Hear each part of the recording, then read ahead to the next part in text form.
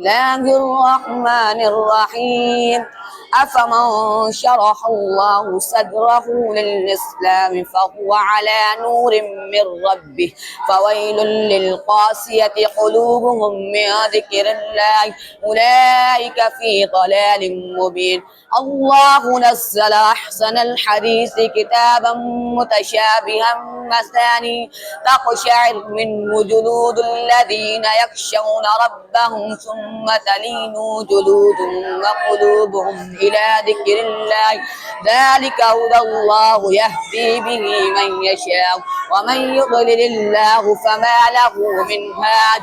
أفمن يتقي بوجهه سوء العذاب يوم القيامة وقيل للظالمين ذوقوا ما كنتم تكسبون فكذب الذين من قبلهم فأتاهم العذاب من حيث لا يشعرون فأذاقهم الله الخزي في الحياة الدنيا ولعذاب الآخرة أكبر لو كانوا يعلمون.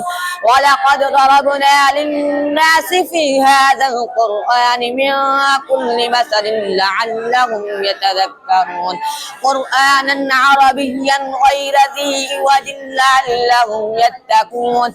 ضرب الله مثلا رجلا فيه شركاء متشاكسون ورجلا سلما لرجل هل يستويان مثلا الحمد لله بل أكثرهم لا يعلمون. إنك ميت وإنهم ميتون ثم إنكم يوم القيامة عند ربكم تختصمون.